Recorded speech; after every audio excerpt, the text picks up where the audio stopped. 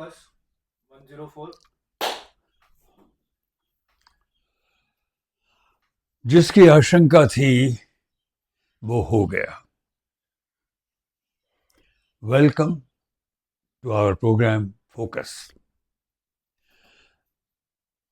हमारे पिछले एपिसोड में मैंने इस बात का जिक्र किया था कि अगर बंगाल के इलेक्शंस ममता दीदी फिर से जीत जाती हैं तो क्या होगा, और ममता जी दीदी से अगर बीजेपी सत्ता छीन लेती है तो क्या होगा। मैंने इस वीडियो में ये बात खुल के कही थी कि एक ऐसा मुकाम, एक ऐसी घड़ी, एक ऐसा क्षण आ खड़ा हुआ है कि भारत को अपना जो भविष्य, अपनी जो डेस्टिनी है वो तय करनी होगी कि क्या हम एक प्रजातंत्र रहेंगे या नहीं। और मैंने खुल के कहा था कि केंद्रीय स्तर पर जो ताकतें काम कर रही हैं उन पर पूरी तरह से मुझे शक है कि वो तानाशाही की ओर बढ़ रही हैं।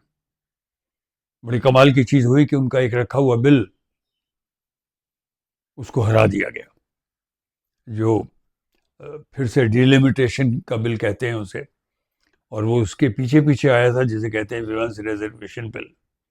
विमेंस रिजर्वेशन बिल 1983 में पास हो 2083 में पास हो चुका था और विपक्ष खुल के उसे लागू करना चाहता था, लेकिन इस बार फिर से प्रेजेंट किया मोदी सरकार ने, और उसके पीछे पीछे वो डिलिमिटेशन का बिल भी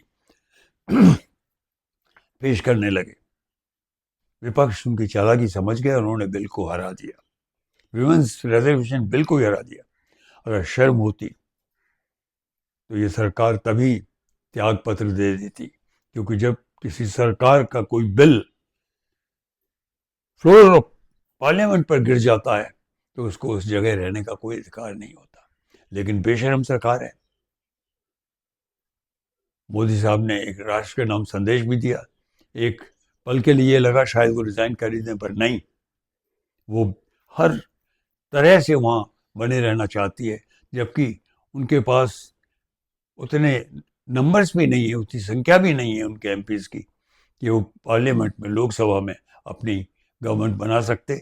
वो बैसाखियों के जरिए, दो बैसाखियां, एक चंद्रबाबू नायडू आंध्रा के चीफ मिनिस्टर और एक नीतीश कुमार जो अब तक बिहार के चीफ मिनिस्टर होते थे, उनके बाहरी सपोर्ट की वजह से चल रहे थे। वरना बीजेपी की जो एमपीज की जो संख्या थी वो तो कम थी।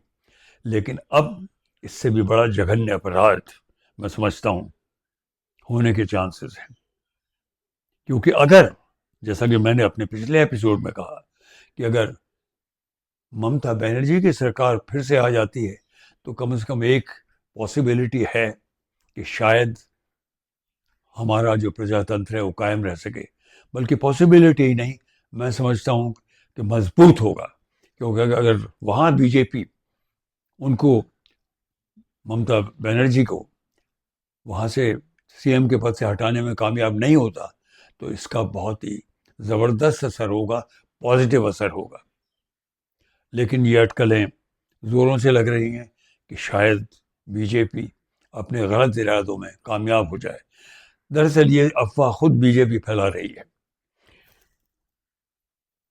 बीजेपी में इतनी शर्म बिल्कुल नहीं है कि ऐसा कुछ हुआ तो वो अपने आप ही पद छोड़ दे। तो ये एक अविसंभावी इनएविटेबिलिटी लगती है कि उसको वहां से हटाना पड़ेगा, ऐसी सरकार को जो पूरी चालाकी मक्कारी के साथ तानाशाही की तरफ बढ़ रही है, हर चीज में फेल है।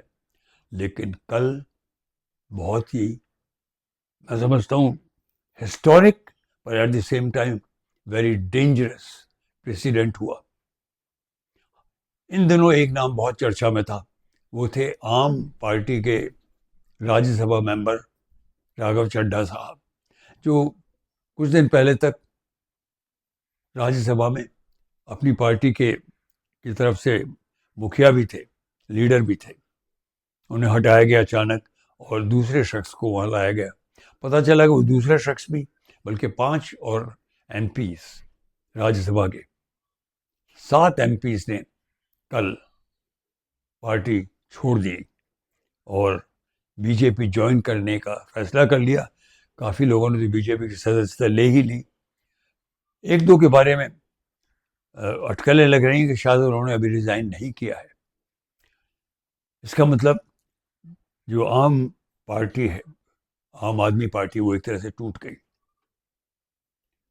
मैं जो कहता था कि वो घड़ी आ सकती है कि केंद्र में जो सरकार है बीजेपी की, उसको एक दिन अपनी तानाशाही प्रवृत्तियों की वजह से सीधे हमारे देश की जो जनता है, पीपल्स, उनके साथ मुकाबला करना पड़े। It will be direct fight between the peoples of India and the government of India. और ये फाइट अगर होगी, ये जो युद्ध होगा, ये ज़बरदस्ती एक तरह से बीजेपी के जो कार्यकलाप है उनकी वजह से होगा, उनकी तानाशाही प्रवृत्तियों की वजह से होगा। वो हर मुहिम में फेल हो चुकी है। कल जो उन्होंने किया है वो एक तरह से बड़ी जोर से हम सब लोगों के मुंह पर मुक्का मारा है कि आप होते क्या है, मैं करूंगा जो मैं चाहता हूं। It's a very very dangerous president. हालांकि लोग इन सातों के खिलाफ सुप्रीम कोर्ट में गए हैं कि भाई इनकी जो बीजेपी की सदस्यता है ये खारिज कर दी जाए, क्योंकि जो एक नियम होता है, कायदा होता है, लॉ होता है कि भाई आप इतने नंबर से कम में पार्टी छोड़ के अगर जा रहे हैं तो आपको मान्यता नहीं मिलेगी, आपकी सदस्यता जाती रहेगी। क्योंकि इनमें से एक मेंबर बहुत पहले से राज्यसभा छोड़ चुकी थी और जो दूसरे थे उनके किस वजह से उन्होंने किया, क्लैरिटी नहीं थी। लेकिन बात यह है कि हम उस मुहाने पर, उस सरहद पर आ चुके हैं कि हमें क्लियरली डिसाइड करना है, who are we? Are we democrats or are we just minions like we were during the days of the British? ये सरकार पूरी तरह से, हर तरह से वही चीज़ें इख्तियार कर रही है जो ब्रिटिश ने की थी। हम सबको आपस में लड़ाना, धर्म और जाति के नाम से लड़ाना, धर्म के नाम पर हमको तोड़ देना, इनको हमारे मुल्क की, हमारे देश की, हमारे राष्ट्र की संघीय एकता, फेडरल यूनिटी से कोई लेना देना नहीं है। और अगर ऐसा होगा तो उस दिन दूर नहीं कि साउथ अपने डिसीजंस लेगा, बंगाल अपने लेगा और यूपी और बिहार वगैरह जो काऊ बेल्ट के हैं ये अपना डिसीजन लेंगे। पर बहुत ख़राब चीज़ ये होगी कि हमारे देश की जो चूल है यूनिटी की, फेडरलिज्म की, इंक्लूसिविटी की, उसे ये तोड़ चुके होंगे और देश एक मामूली कमज़ोर देश में बदलने में कोई देर नहीं लगेगी। Will once again will be the laughing stock of the world. Today we are strong. And if we have to keep it strong, we have to remain united. All of us. Hindus, Muslims, Sikhs, Christians. BJP के झांसों में हमें नहीं आना चाहिए. We should tell them off in strongest possible terms. ये मेरे और आपके भविष्य का सवाल है और हमसे कहीं ज़्यादा हमारी जो आने वाली पीढ़ियाँ होंगी, बच्चे होंगे, उनके भविष्य का सवाल है. वो ये सवाल बार बार पूछेंगी कि जब आप सोच सकते थे, समझ सकते थे बातों को, तो आपने कोई कदम क्यों नहीं उठाया, क्यों आपने घुटने टेके? I am about 86 in age. मैं घुटने टेकने को तैयार नहीं हूँ. मैं अंदर से संघर्षरत हूँ. आपको भी डिसाइड करना है. एक भी पल की देर आप नहीं कर सकते.